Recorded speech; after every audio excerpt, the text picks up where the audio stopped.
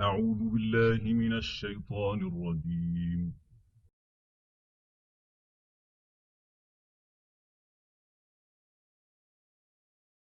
بسم الله الرحمن الرحيم. طاسين. تلك آيات القرآن وكتاب مبين.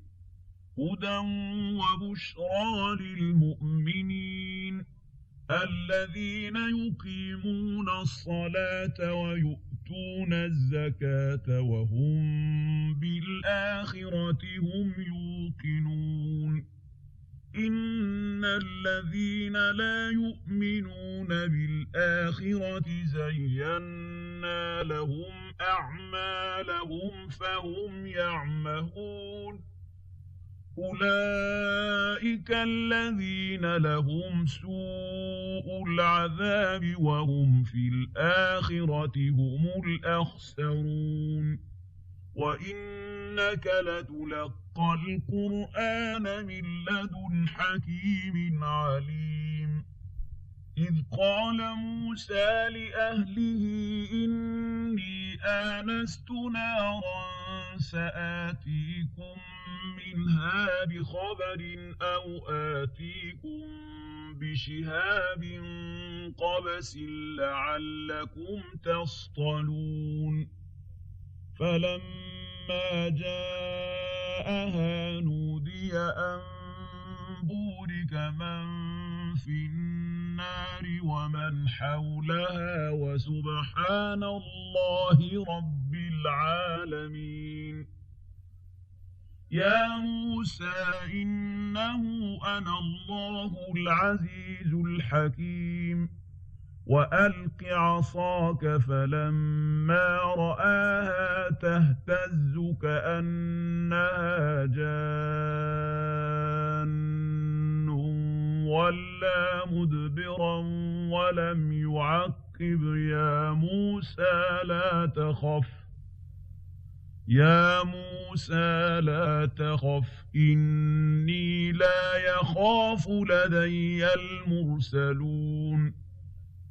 إلا من ظلم ثم بدل حسنا بعد سوء فإني غفور رحيم.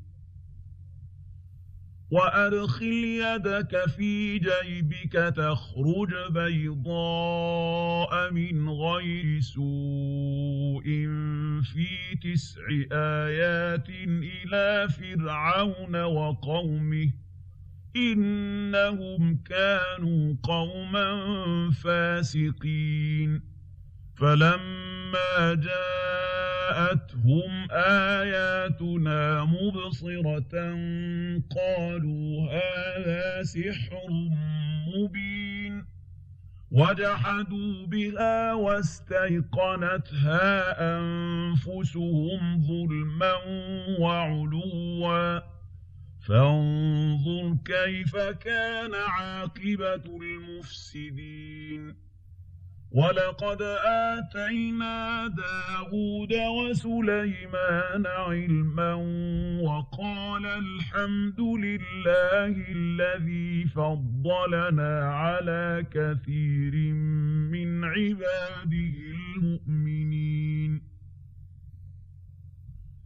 وورث سليمان داود وقال يا أيها الناس علمنا منطق الطير وأوتينا من كل شيء إن هذا لهو الفضل المبين.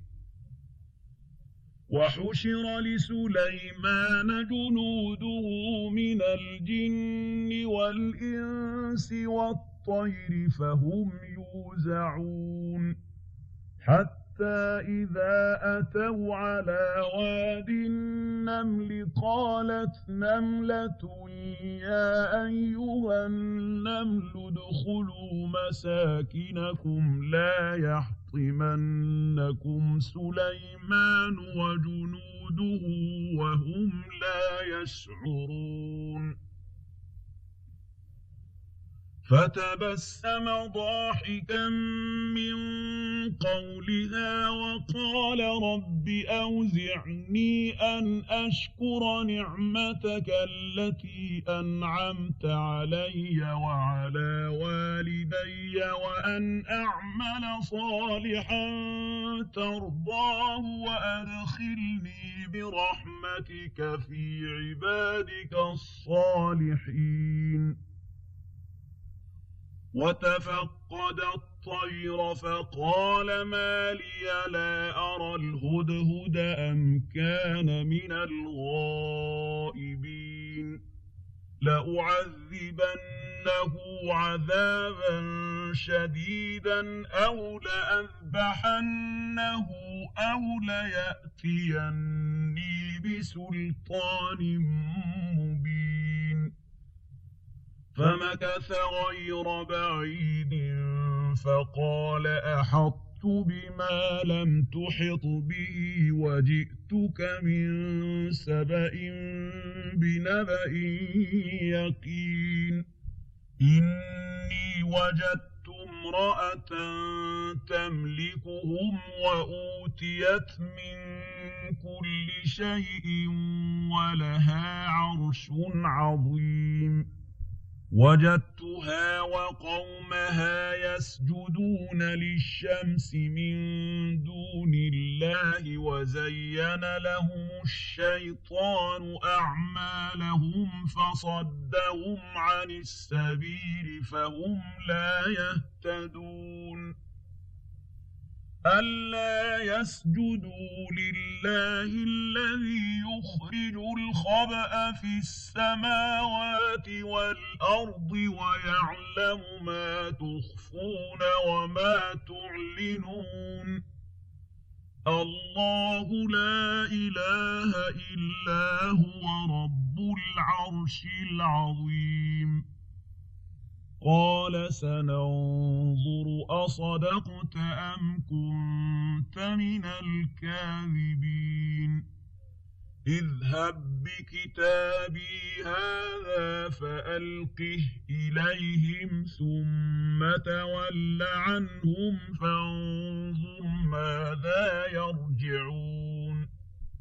قالت يا أيها الملأ إني ألقي إلي كتاب كريم إنه من سليمان وإنه بسم الله الرحمن الرحيم ألا تعلوا علي وأتوني مسلمين. قالت يا أيها الملأ أفتوني في أمري ما كنت قاطعة أمرا حتى تشهدون. قالوا نحن أولو قوة وأولو بأس شديد والأمر إليك فانظري ماذا تأمرين. قالت إن الملوك إذا دخلوا قرية أفسدوها وجعلوا أعزة أهلها أذلة وكذلك يفعلون. وإني مرسلة إليهم بهدية فناظرة بما يرجع المرسلون. فلما جاء سليمان قال أتمدونني بمال فما آتاني الله خير مما آتاكم بل أنتم بهديتكم تفرحون.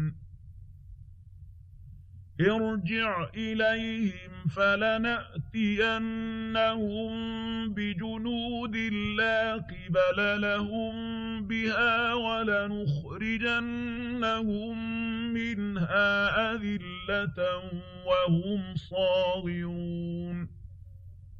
قال يا أيها الملأ أيكم يأتيني بعرشها قبل أن يأتوني مسلمين قال عفريت من الجن أنا آتيك به قبل أن تقوم من مقامك وإني عليه لقوي أمين قال الذي عنده علم من الكتاب أنا آتيك به قبل أن يرتد إليك طرفك فلما رآه مستقرا عنده قال هذا من فضل ربي ليبلوني أأشكر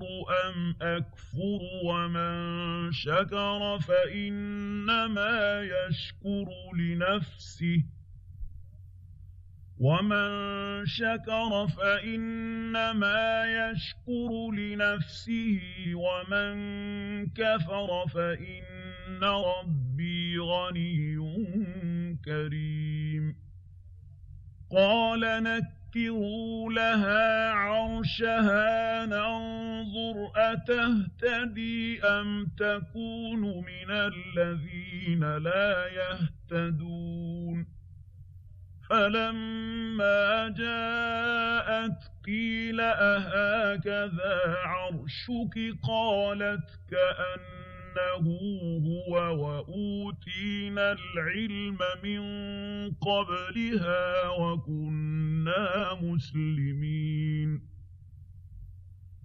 وصدها ما كانت تعبد من دون الله إنها كانت من قوم كافرين قيل لها ادخل الصرح فلما رأته حسبته لجة وكشفت عن ساقيها قال إنه صرح ممرد من قوارير قالت رب إني ظلمت نفسي وأسلمت مع سليمان لله رب العالمين ولقد أرسلنا إلى ثمود أخاهم صالحا أن اعبدوا الله فإذا هم فريقان يختصمون